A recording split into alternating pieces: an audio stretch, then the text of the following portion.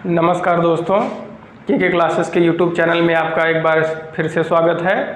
तो आज कल हमने देखा था वर्णमाला का भाग 1, आज देखते हैं वर्णमाला भाग 2। इसके आगे देखते हैं। तो कल कुछ और टाइप था उसमें स्वर में और व्यंजन में, तो उसको आज देख लेते हैं। फिर उसके आगे देखते हैं कि उच्चारण स्थान कौन कौन सा होता है। तो कल देखा गया था कि मूल रूप से स्वर के कितने भेद होते हैं, ठीक है। आज मूल रूप के अलावा स्वर के और कौन कौन से तरीकों में बांटा गया है उसको देख लेते हैं।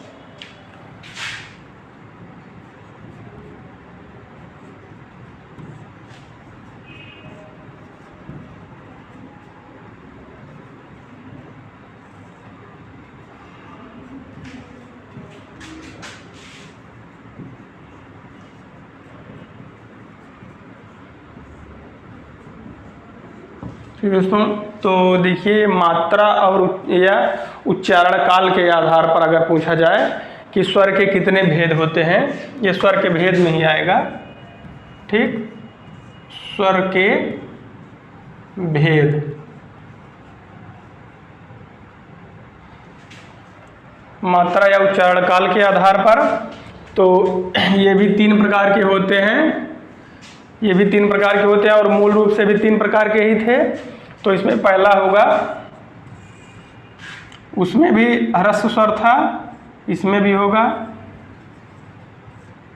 ह्रस्व स्वर। दूसरा होगा दीर्घ स्वर, उसमें भी दीर्घ स्वर था।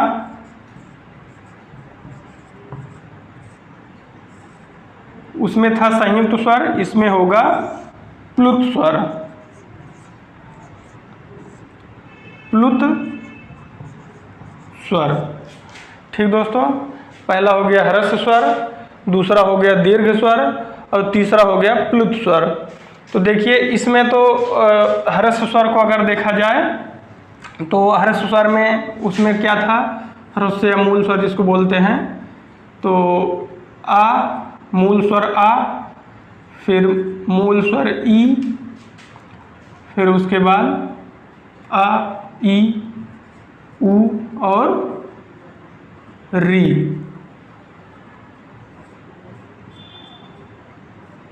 दोस्तों आगे है दीर्घ स्वर में दीर्घ आ, दीर्घ ई और दीर्घ उ।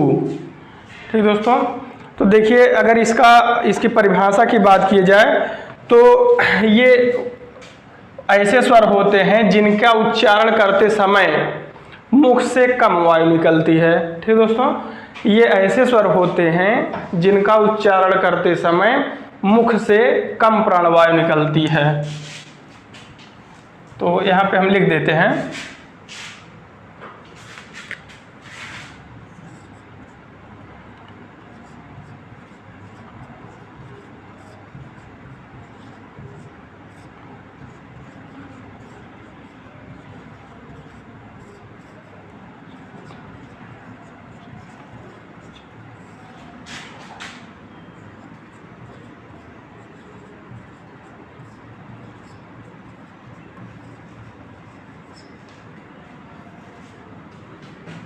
कम प्राणवायु निकलती है। ठीक दोस्तों, ऐसे है दीर्घ में है, इसमें अपेक्षाकृत ह्रस्व स्वर से ज़्यादा प्राणवायु निकलती है। ठीक,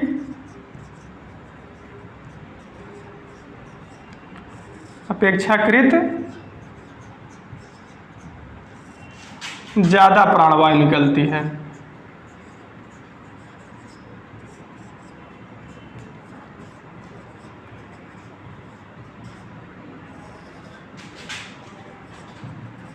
फिलहाल इसका परिभाषा आपसे नहीं पूछा जाएगा। ठीक, कि ह्रस्व स्वर किसे कहते हैं, ऐसा कुछ परिभाषा नहीं पूछा जाएगा, डायरेक्ट एग्जाम्पल ही पूछा जाएगा, ह्रस्व स्वर और दीर्घ स्वर। फिर आगे देखिए प्लुत स्वर में क्या होता है।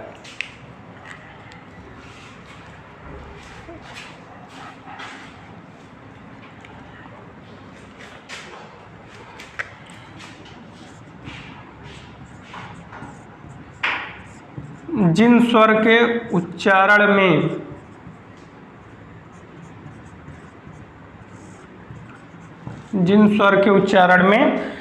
दीर्घ स्वर से भी अधिक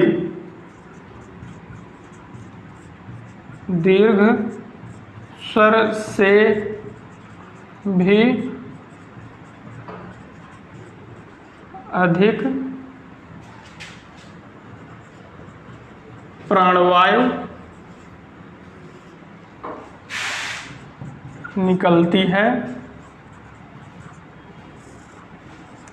निकलती है या जिन स्वर के उच्चारण में दीर्घ स्वर से भी अधिक प्राणवायु निकलती है या दीर्घ स्वर से भी अधिक प्राणवायु निकलती है या दीर्घ स्वर से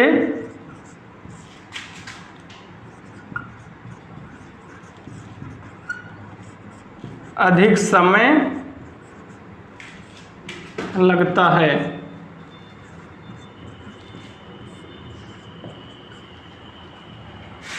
ये उच्चारण में, ठीक है।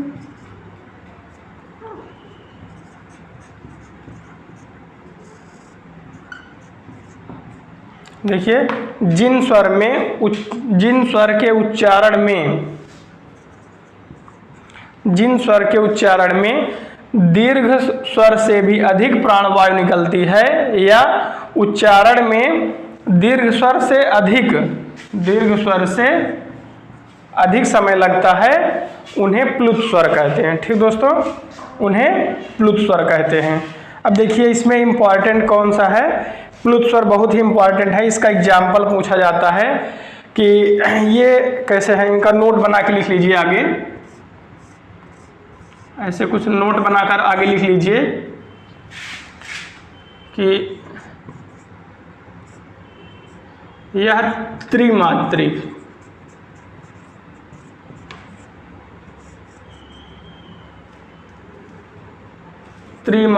स्वर होता है।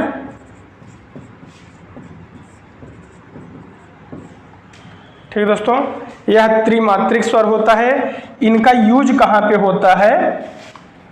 तो प्लुत स्वर का यूज यही पूछता है एग्जाम में, यही आपसे पूछेगा कि प्लुत स्वर का यूज कहाँ पे होता है, ऐसा पूछ लेगा। या फिर आगे देख लेते हैं पहले, प्लुत स्वर का यूज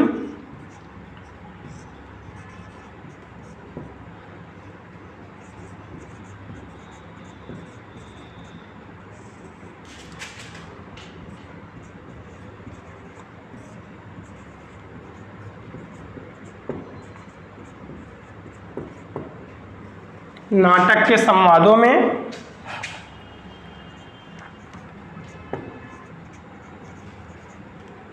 या संगीत शास्त्र में।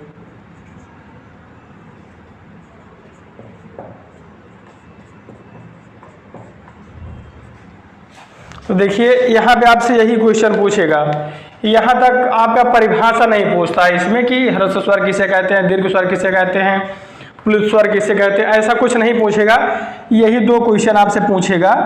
कई सारे एग्जामों में पूछा गया है कि यह त्रिमात्रिक स्वर होता है, ठीक, या फिर आप कह सकते हैं कि इनसे 3 गुना समय लेता है, इसका उच्चारण में 3 गुना समय लेता है। और इसके अलावा आप कह सकते हैं ये त्रिमात्रिक स्वर है, इसको विशेष रूप से ध्यान दीजिए।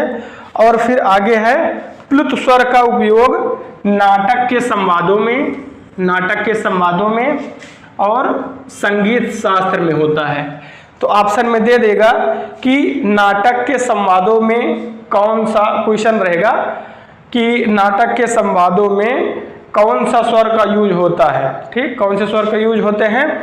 तो ऑप्शन में आपका रहेगा प्लुत स्वर, तो आपको लगाना है प्लुत स्वर। ठीक, ऐसे दे देगा संगीत शास्त्र में अत्यधिक कौन सा स्वर यूज होता है, तो आपको लगाना होगा प्लुत स्वर। ठीक, इसका एग्जाम्पल जैसे ओम होता है, ओम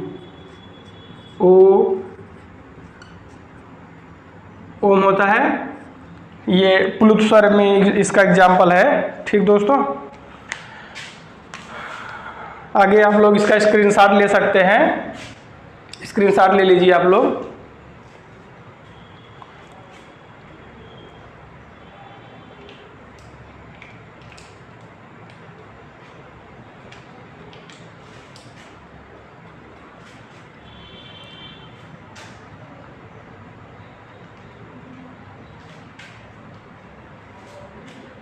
हो गया होगा। ठीक है दोस्तों, आगे देखते हैं अगला प्रकार स्वर के भेद में।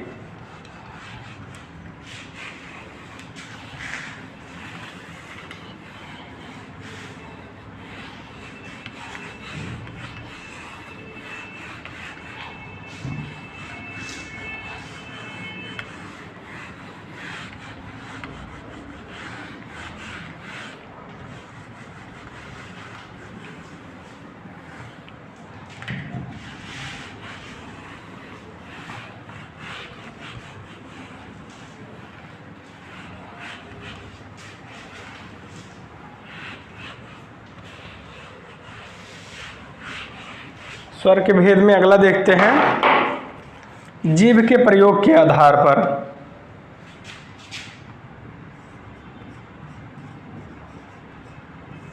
जीभ के प्रयोग के आधार पर।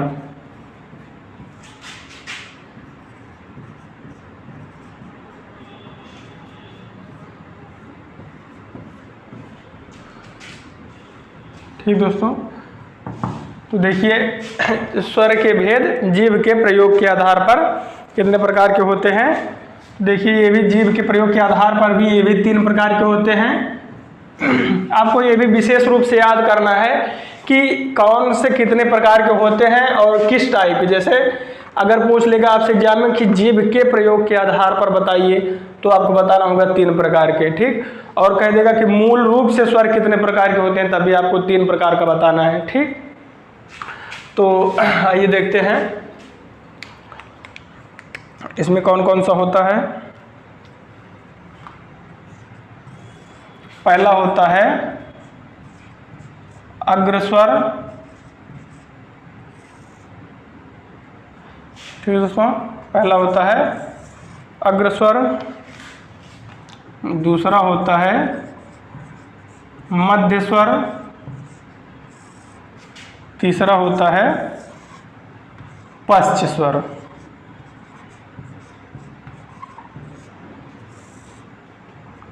अग्रस्वर, मध्यस्वर और पश्च स्वर। तो देखिए अग्रस्वर, देखिए कह रहा है कि जीभ के प्रयोग के आधार पर। जीभ के प्रयोग के आधार यानी कि हमारी जब स्वर का उच्चारण करेंगे तो हमारी जीभ की स्थिति क्या रहेगी। अग्रस्वर कह रहा है यानी कि जब किसी भी स्वर का उच्चारण करते समय जीभ का ये हिस्सा आगे की तरफ रहेगा तो उसको अग्रस्वर कहेंगे, मध्य में रहेगा तो उसको मध्य स्वर कहेंगे, और पश्च में रहेगा तो उसको पश्च स्वर कहेंगे। ठीक, इसका भी डायरेक्ट एग्जाम्पल ही पूछता है और इसकी परिभाषा नहीं पूछता है, कभी नहीं पूछा है किसी एग्जाम में। तो आप लोग इसको ऐसे भी जान सकते हैं। इसको ये जानते रहिएगा कि जीभ के प्रयोग के आधार पर है अग्रस्वर, मध्यस्वर और पश्च स्वर। और यहाँ पे जानने की ये बात है कि इसके एग्जाम्पल कौन कौन से हैं, कि अग्रस्वर में कौन कौन से आते हैं। और इसके नाम से यह स्पष्ट है कि जीभ के प्रयोग के आधार पर, और अग्रस्वर यानी कि जीभ जो है उच्चारण करते समय आगे की तरफ रहेगा, मध्यस्वर यानी कि मध्य में रहेगा, पश्च स्वर यानी कि पीछे रहेगा। ठीक दोस्तों, आइए इनका एग्जाम्पल देख लेते हैं।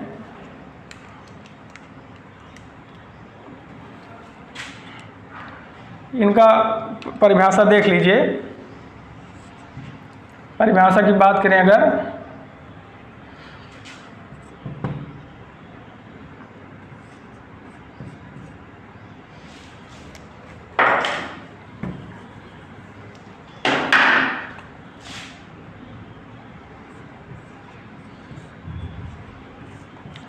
जिन स्वरों का उच्चारण करते समय, जिन स्वरों का उच्चारण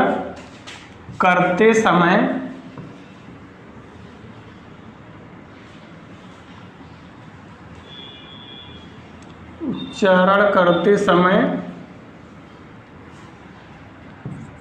जीभ का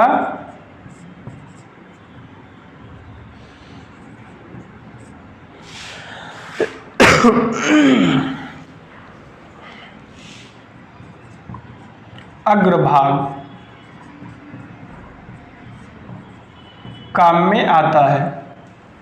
जीभ का अग्रभाग काम में आता है, ठीक, उसे कहते हैं अग्रस्वर। इसका एग्जाम्पल देख लेते हैं। एज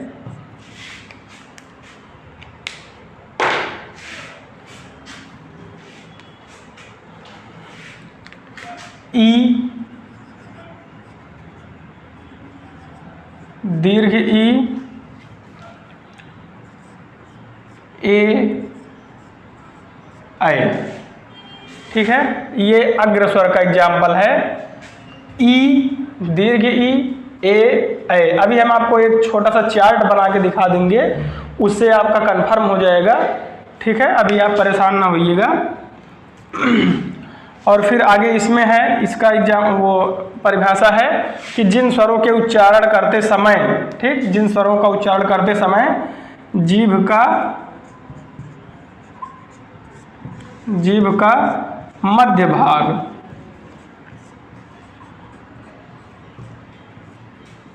काम में आता है,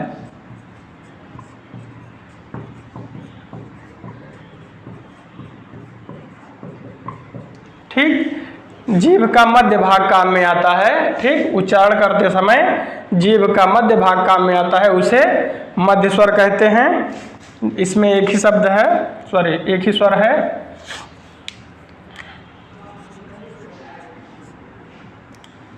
आ, ठीक है। पश्च स्वर में देख लेते हैं। पश्च स्वर में ऐसे ही है, जिनका उच्चारण करते समय, जिन स्वरों का उच्चारण करते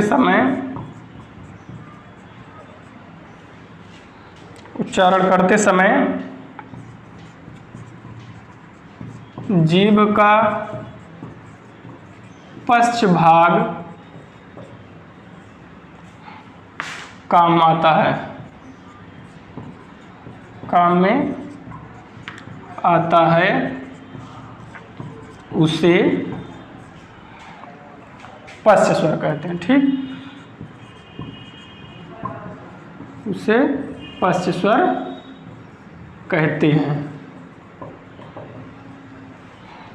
ठीक, उसे पश्च स्वर कहते हैं। तो आगे इसका एग्जाम्पल देख लीजिए। एग्जाम्पल में इसमें कई सारे वर्ड आते हैं। आ, ओ, औ,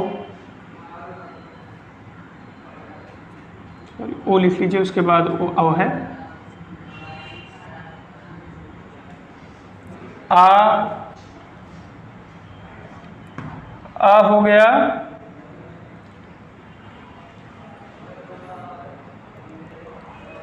आ, ओ,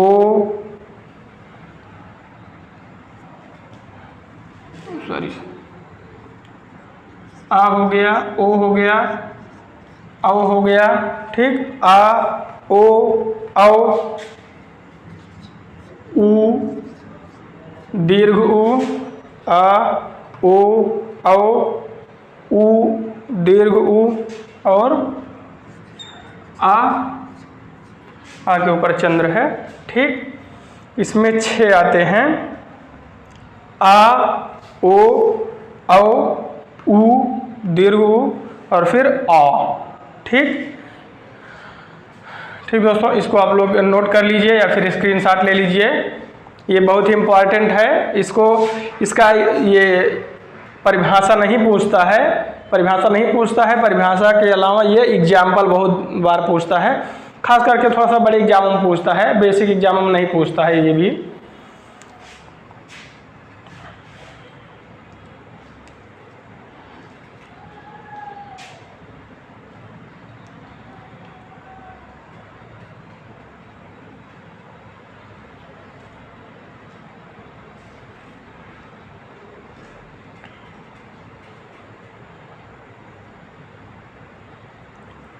इसका एक पश्च स्वर का एक ट्रिक याद कर लीजिए।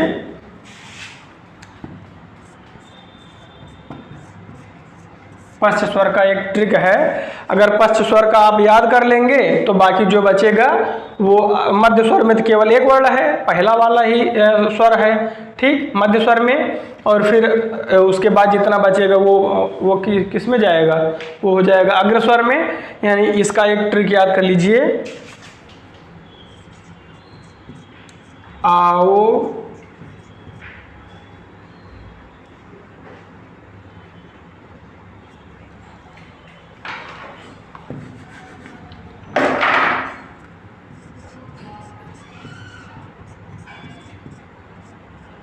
आओ बच्चों घर के पीछे कुकड़ुकू।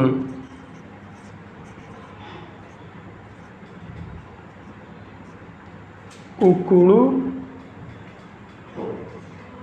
कुकड़ू कू, ठीक, आओ बच्चों घर के पीछे कुकड़ू कू करें, ठीक। तो देखिए यहाँ से आ का हो गया आ, ठीक, आ हो गया, फिर ओ से हो गया ओ हो गया, ठीक। फिर आगे देखिए, ये देखिए पीछे से यानी कि पश्च स्वर, ठीक, पीछे का मतलब हो गया पश्च स्वर, ठीक। और छोटा ऊ है यानी कि लघु ऊ, तो यहाँ से मूल स्वर ऊ हो गया, तो यहाँ से ऊ हो गया, ठीक। और कू हो गया यानी कि दीर्घ वाला हो गया। अब देखिए बच कौन कौन सा रहा है, औ और औ, ठीक। तो इसको भी इसी में जोड़ लीजिए, चाहे यहाँ पे आ औ,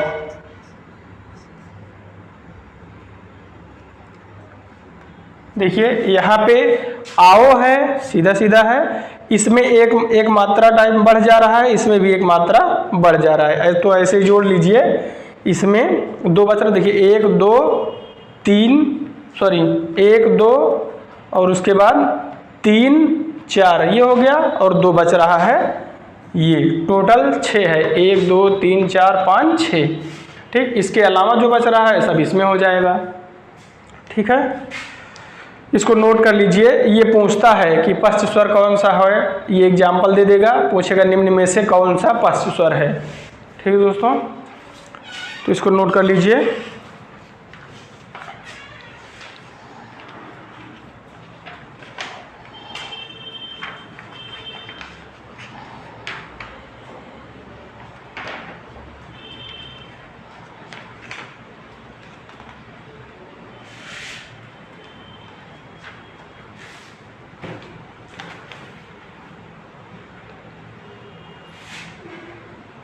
नीचे कट तो नहीं रहा है? नहीं, बराबर।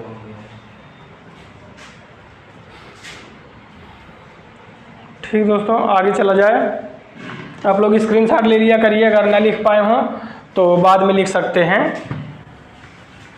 देखिए कुछ टेक्निकल इशू के कारण आज की क्लास लाइव नहीं हो पाई, तो लाइव क्लास आपकी जो चलेगी हो सकता है वो होली के बाद चले, और शाम में चलेगा 7 से 8 के लगभग, ठीक, बताया जाएगा जैसे भी होगा। तब तक ऐसे वीडियो, रिकॉर्डेड वीडियो पड़ेगा, आप लोग देखते रहिएगा।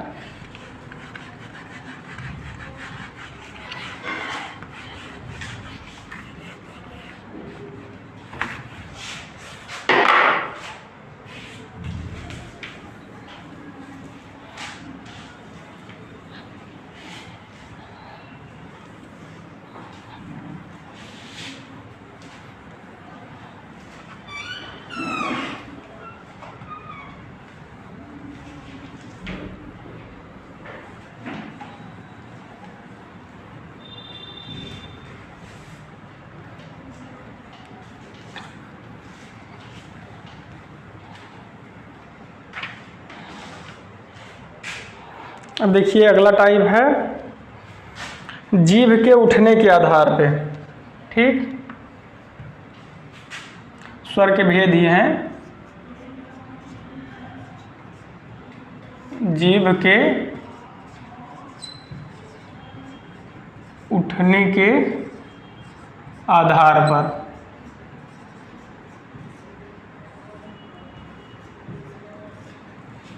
या आप कह सकते हैं कि मुख विवर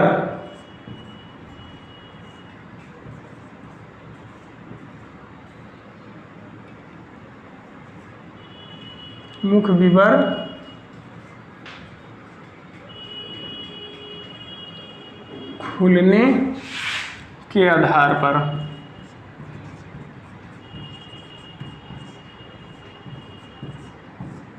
मुख विवर खुलने के आधार पर। ये भी स्वर के भेद हैं, आप लोग जानते रहिएगा।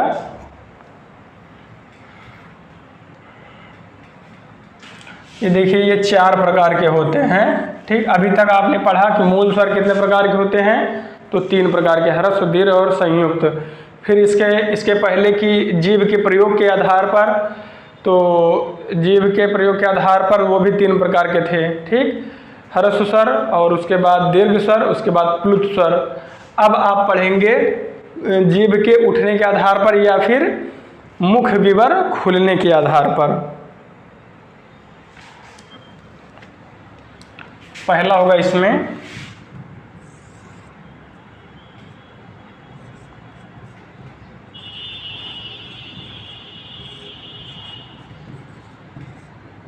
समृद्ध स्वर, दूसरा होगा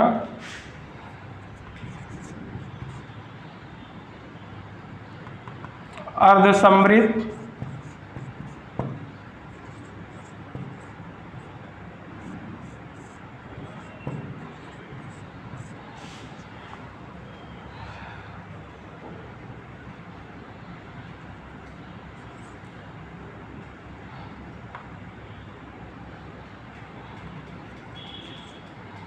समृद्ध स्वर, अर्ध समृद्ध स्वर, और तीसरा होगा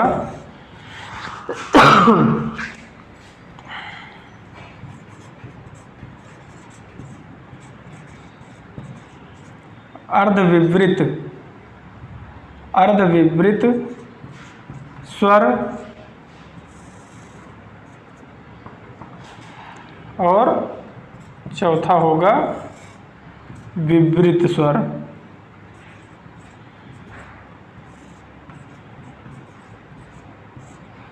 ठीक दोस्तों, देखिए इसमें पहला है समृद्ध स्वर, दूसरा है अर्ध समृद्ध स्वर, तीसरा है अर्ध विवृत स्वर, चौथा है विवृत स्वर। ठीक है, ये 4 प्रकार के होते हैं। देखिए, ये समृद्ध स्वर किसे कहते हैं, इनकी भी परिभाषा नहीं पूछी जाती है। और इसको मान के चलिए, ये जो स्वर के भेद हैं जो यहाँ पे मुख विवर खुलने के आधार पर, ये सामान्य हिंदी का पार्ट नहीं है और इसको बड़े एग्जामों में ही पूछा जाता है, जैसे खास करके टीजीटी वगैरह में इसको पूछा जाता है। तो लेकिन जान लीजिए, हो सकता है किसी एसआई वगैरह के एग्जाम में पूछ सकता है, तो जानते रहिए आप लोग। तो यहाँ से समृद्ध स्वर है जिन स्वरों के उच्चारण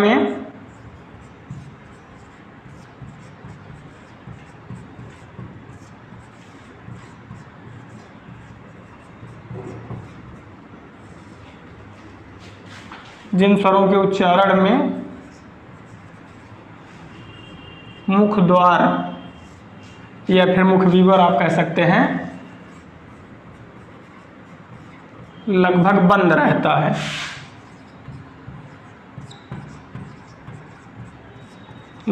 रहता है, उसे समृद्ध कहते हैं। ठीक, उसे समृद्ध स्वर कहते हैं।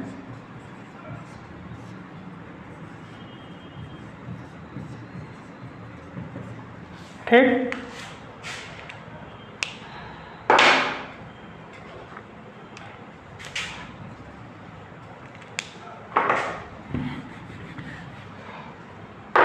जैसे इसका एग्जाम्पल है ई यानी मूल स्वर ई, दीर्घ ई, मूल स्वर ऊ और दीर्घ ऊ। ठीक, ये है समृद्ध स्वर का एग्जाम्पल है। ई दीर्घ ई और फिर ऊ दीर्घ ऊ। ठीक, अभी देखिए आप लोग परेशान मत होइएगा, अभी थोड़ा सा एक छोटा सा चार्ट बना देंगे तो आप लोगों का कन्फर्म हो जाएगा। जो इसके पहले था जीव के प्रयोग के आधार पर उसमें छोटे से चार्ट में वो भी आ जाएगा और ये भी आ जाएगा कि मुख विवर खोलने के आधार पर। तो उसको देख के थोड़ा सा कॉन्सेप्ट बना लेंगे आप लोग मन में तो वो हो जाएगा। ठीक है, तो अर्धसंवृत में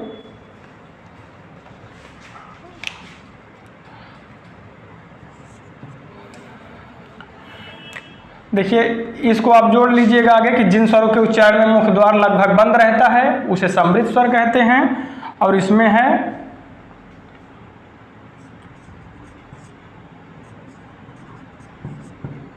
जिनमें मुख द्वार लगभग आधा बंद रहता है, आधा बंद रहता है।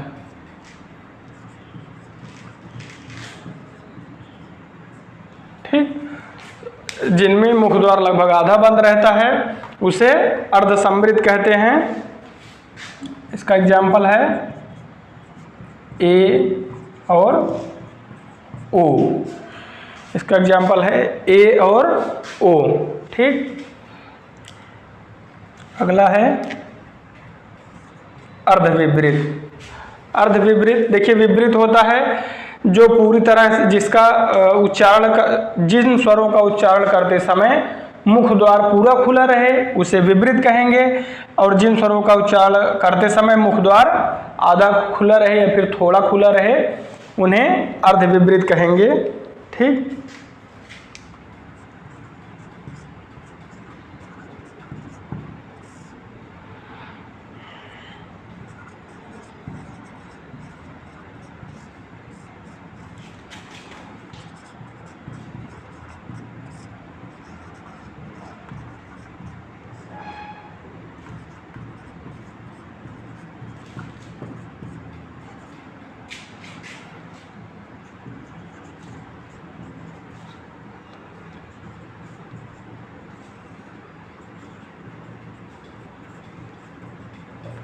ठीक, जिनमें मुख द्वार आधा खुला रहे उसे अर्धविपरीत कहते हैं। ठीक, अर्धविपरीत का एग्जाम्पल देख लेते हैं हम। अर्धविपरीत का एग्जाम्पल आए, आ, औ और आ। ठीक, अए, आ, औ और आ। ठीक, ये हो गया आपका अर्धविपरीत का एग्जाम्पल। ठीक, अब विपरीत देख लेते हैं। विपरीत में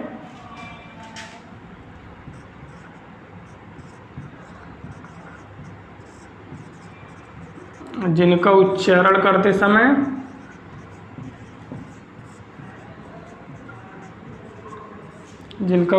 करते समय मुख द्वार पूरा खुला रहे।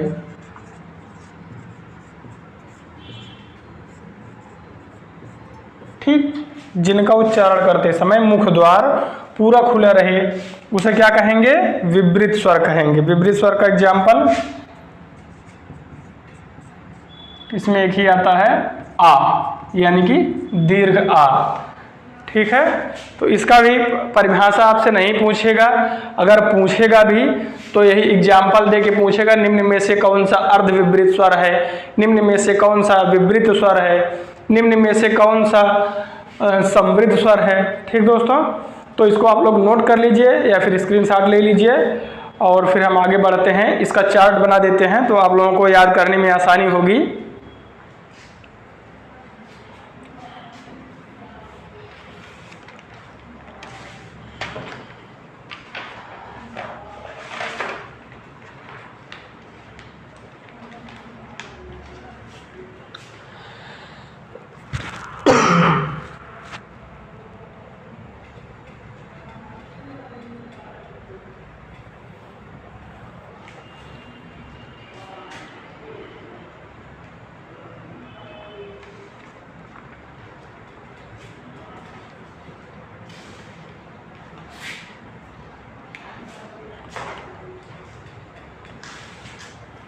हो गया दोस्तों।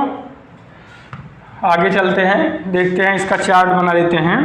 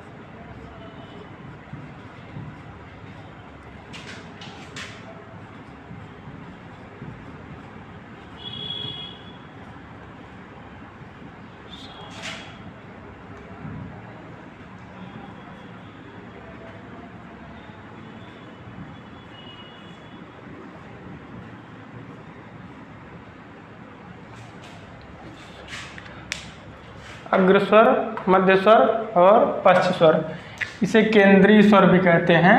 चाहे आप लिख सकते हैं इसको केंद्रीय स्वर। मान लीजिए एग्जाम में आ जाए, आप नाम में मत कन्फ्यूज होइएगा। मध्य मतलब केंद्रीय, ठीक।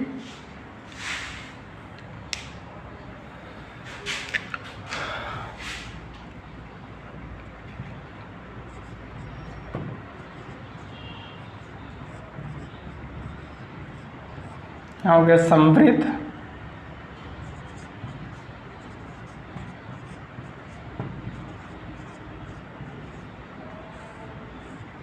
अर्ध समृद्ध,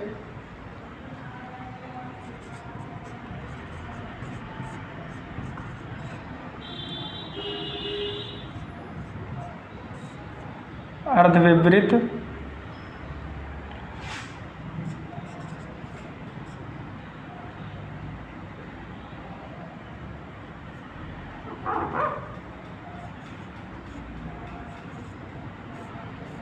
और विपरीत, ठीक। देखिए, अगर ये बात किए जाए तो ये जीव के प्रयोग के आधार पर है।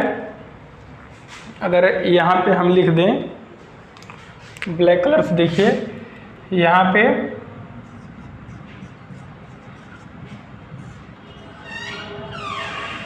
जीव के प्रयोग के आधार पर,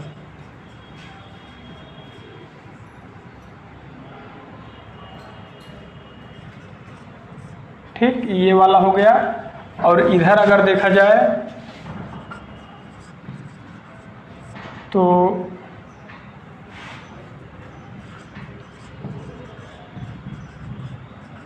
मुख विवर खुलने के आधार पर,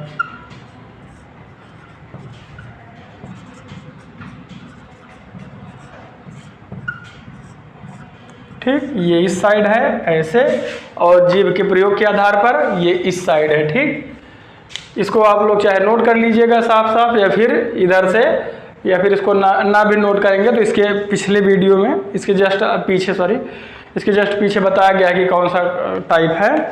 तो इसमें हो जाएगा, देखिए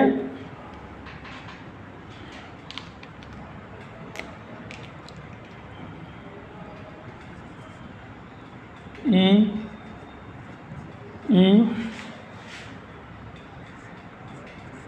ए अय, ई ए ऐ, आ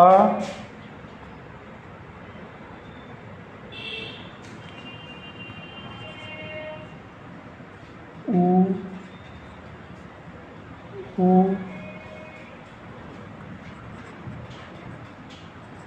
ओ औ आ, फिर आ।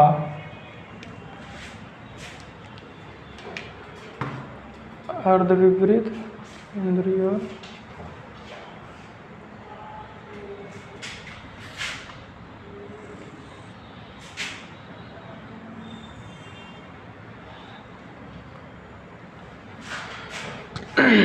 देखिए अब यहाँ पे इस चार्ट से देखिए हमको क्या पता चल रहा है। देखिए सभी स्वर हो गए हैं, ठीक, स्वर हो गया है।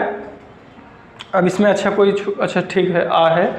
देखिए आ हो गया और दीर्घ आ हो गया, ठीक, ई हो गया, दीर्घ ई हो गया, ठीक, ऊ हो गया, दीर्घ ऊ हो गया, फिर ए हो गया, दीर्घ आई हो गया, और फिर ओ औ, फिर आ, ठीक। आगे देखिए अगर हमसे पूछता है कि अग्रस्वर कौन कौन से हैं, तो अग्रस्वर हम ऐसे कॉलम में देखेंगे, एकदम फर्स्ट कॉलम में ई ए ऐ, ठीक, फर्स्ट कॉलम में।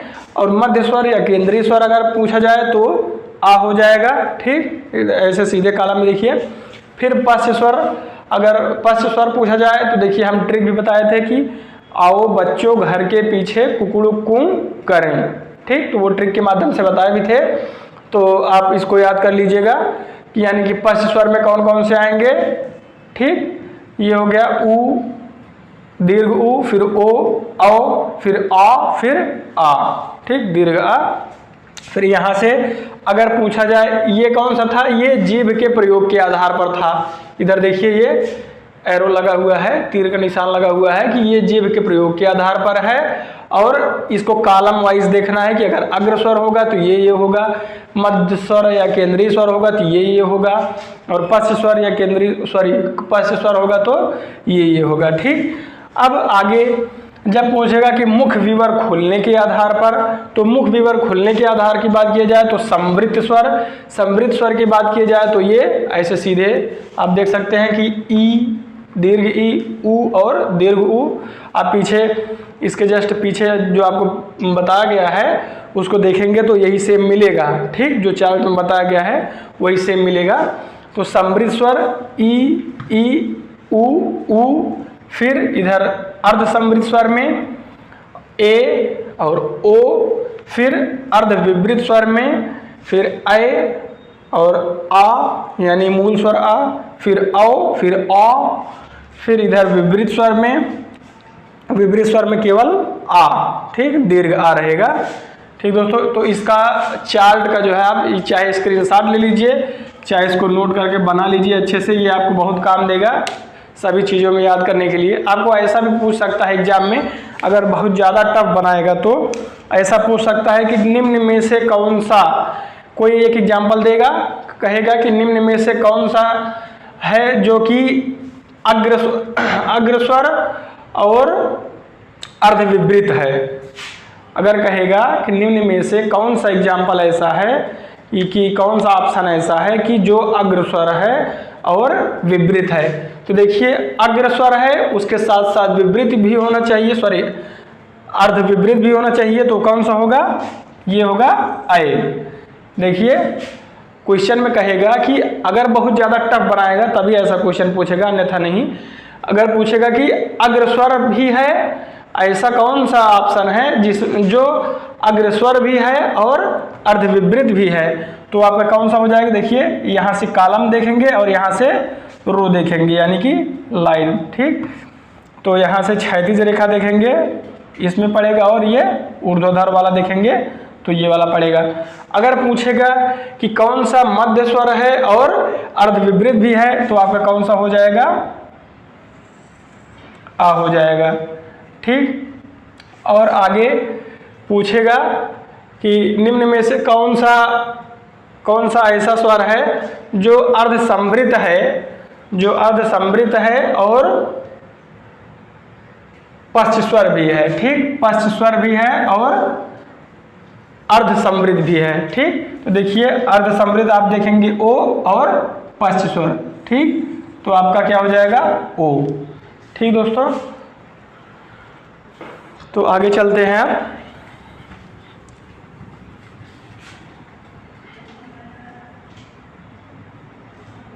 नोट कर लीजिए, जो लोग ना नोट किए हों नोट कर लीजिए।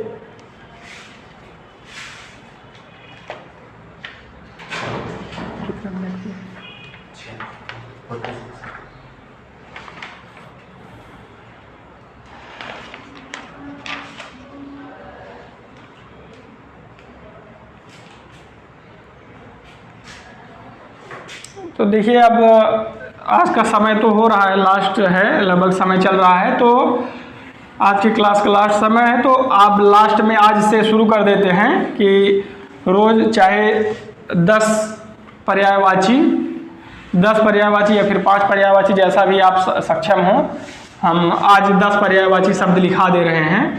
आप लोग उसको याद करते रहिएगा। अगर एक एक दिन में या दो दो दिन में आप लोग 5-5 एक एक दिन में याद करेंगे तो तब भी आपका सब कंफर्म होता चलेगा। ठीक, तो दिक्कत नहीं होगी, बाद में आपके ऊपर प्रेशर नहीं पड़ेगा। ठीक है, तो पर्यायवाची शब्द आप नोट कर लीजिए।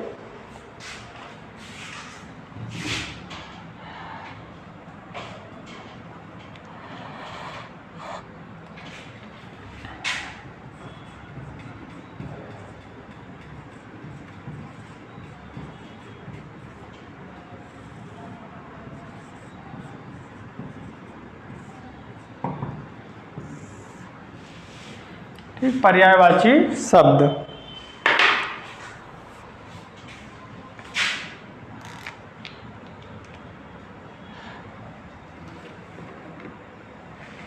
इसमें देखिए पहला शब्द है अरण्य।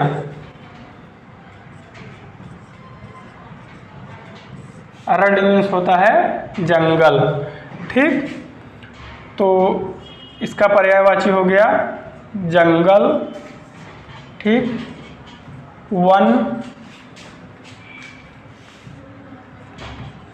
विपिन, अटवी,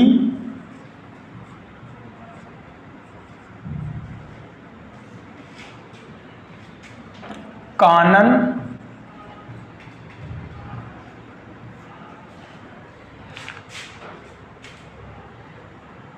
ठीक दोस्तों, देखिए अरण्य की पर्यायवाची हो गया जंगल, वन, विपिन, अटवी, कानन। जंगल, वन, विपिन, अटवी, कानन। ठीक है, अरण्य का पर्यायवाची जंगल, वन, विपिन, अटवी, कानन। ठीक, अगला शब्द है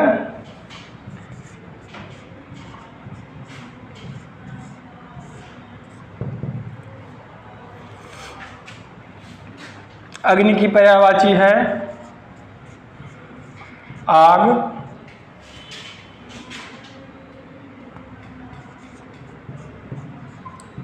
अनल, पावक, दहन, हुतासन,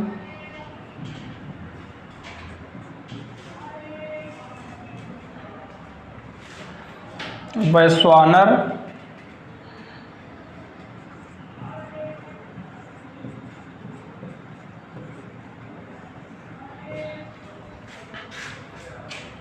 ज्वाला, वायुसुख,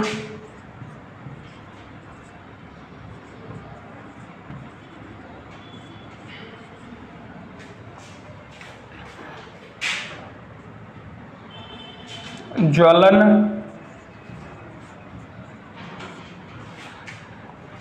कृषाण,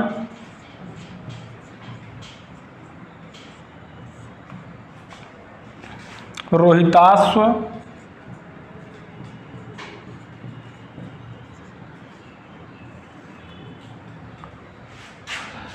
वहीन। देखिए ये बहिन नहीं है, वहीन। ठीक है।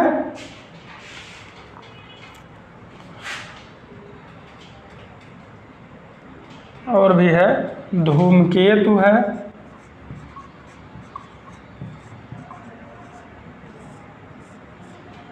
धूमकेतु, सॉरी धूम्रकेतु है, धूम्रकेतु, दव और धनंजय,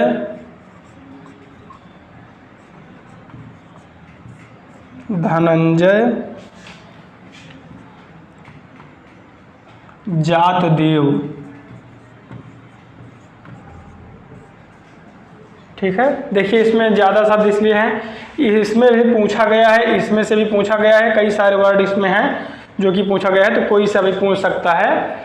तो आप लोग सब याद करना। देखिए अग्नि की पर्यायवाची है आग, अनल, पावक, दहन, हुतासन, वैश्वानर, ज्वाला, वायुसुख, ज्वलन, कृषाण, रोहिताश्व, वहीन, धूम्रकेतु, दव, धनंजय और जातदेव। ठीक दोस्तों, अगला शब्द देखते हैं अचला।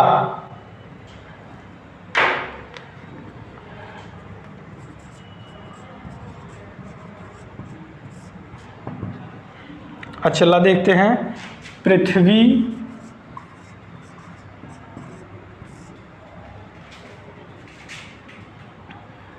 क्षिति, धरा, वसुंधरा,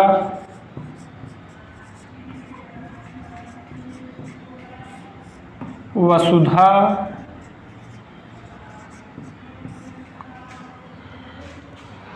धरती।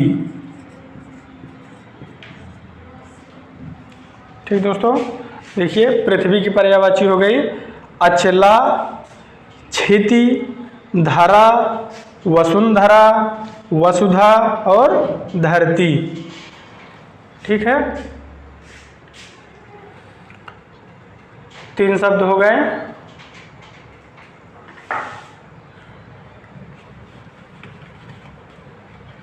आप लोग स्क्रीनशॉट ले लीजिए या फिर नोट कर लीजिए।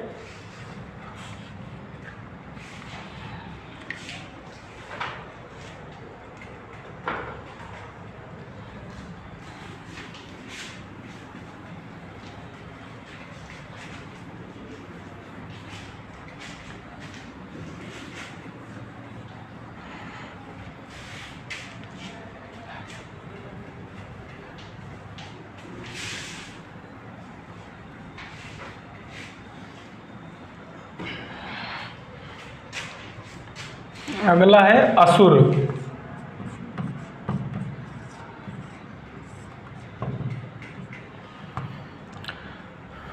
असुर है दनुज। जितने सारे पर्यायवाची बताया गया है उन सभी पर्यायवाची शब्दों से एग्जाम में किसी न किसी एग्जाम में पूछा गया है। ठीक है, तो दनुज, दानव, दैत्य, दनुज, दानव, दैत्य, राक्षस, निशाचर,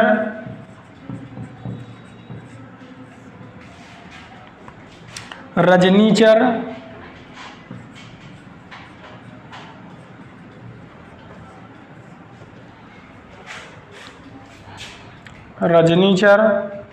तमीरचर,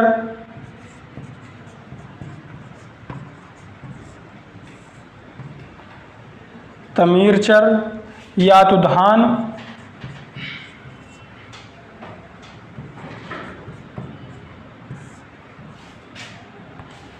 सुरारी।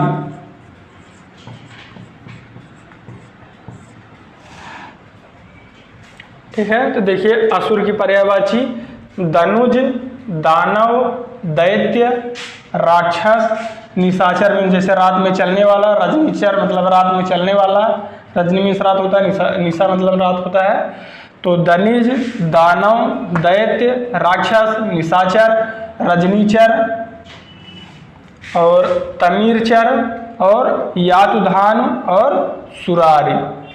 ठीक दोस्तों, अगला शब्द देखते हैं अमृत।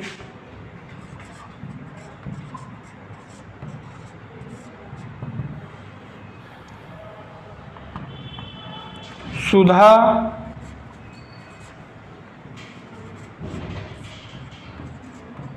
अमीय, सोम, पीयूष,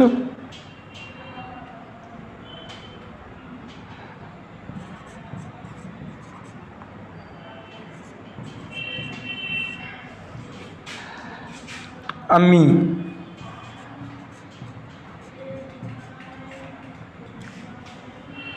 ठीक दोस्तों, देखिए अमृत की पर्यायवाची है सुधा, अमीय, सोम, पीयूष और अमी। ठीक है, अगला शब्द है अश्व। अश्व से भी कई बार क्वेश्चन पूछा गया है एग्जाम में, यूपीपीसीएस वगैरह में भी पूछा गया है। हय, बाज, हय, बाज, तुरंग,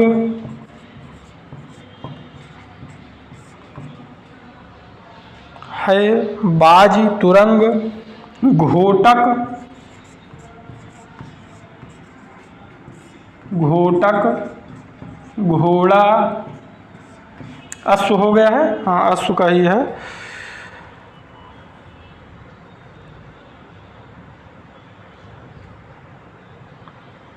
रविसुत, सैंधव,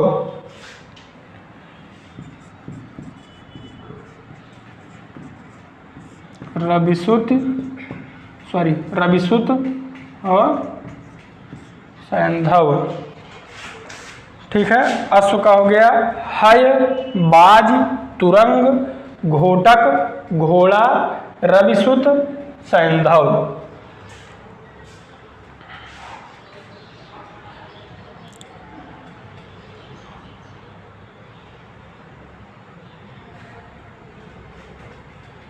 आप लोग स्क्रीनशॉट ले लीजिए।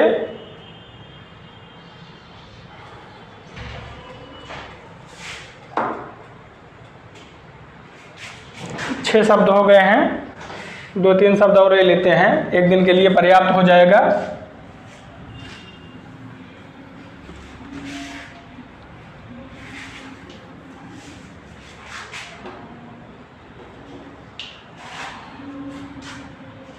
अगला है अंक। अंक की पर्यायवाची हो जाएगी हृदय, गोद,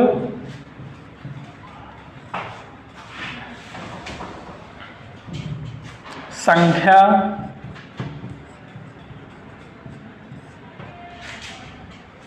नाटक। नाटक का एक भाग होता है।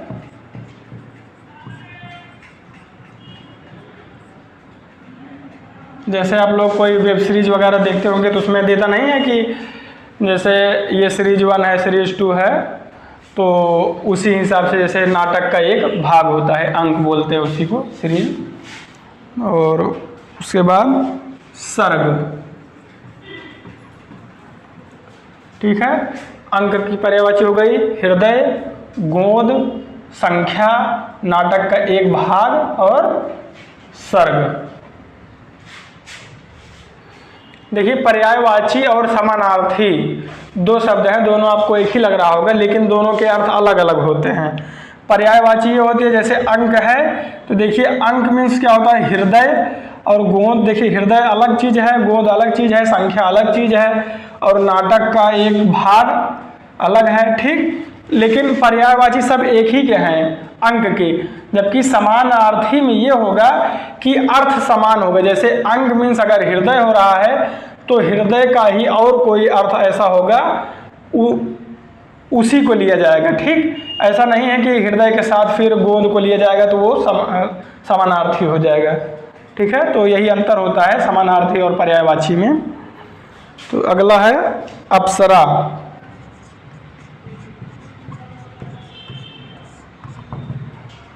अप्सरा है देवांगना, देवांगना, सुरबाला,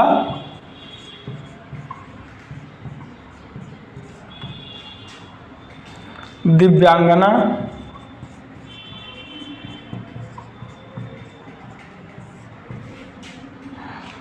सुरसुंदरी,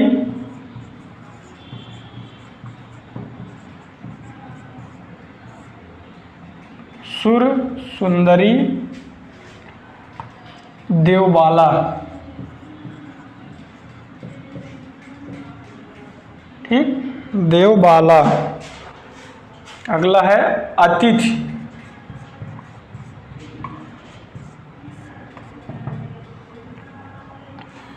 पाहुन,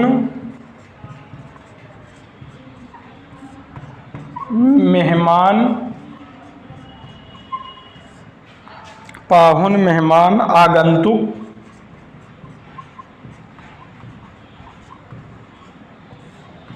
आगंतुक, अभ्यागत।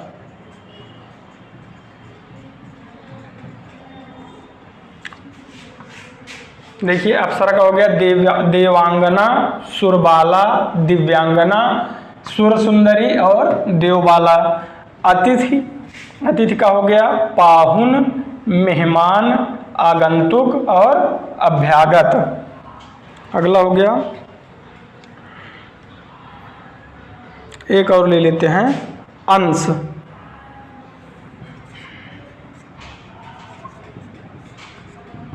देखिए यहाँ पे अंक है और एक अंश होगा। भाग,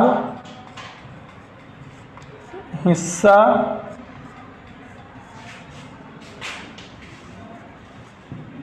भंग और अवयव। ठीक है, अंश का होगा भाग, हिस्सा, भंग और अवयव। ठीक दोस्तों, तो आज की क्लास में बस इतना ही। तो आगे आपके जो भी कन्फ्यूजन है, जो भी पढ़ाया जा रहा है उसमें कोई भी कन्फ्यूजन है कहीं पे भी किसी भी क्वेश्चन में, तो आप कमेंट बॉक्स में कमेंट कर सकते हैं। और इसी के साथ आज की क्लास समाप्त होती है। ठीक, धन्यवाद।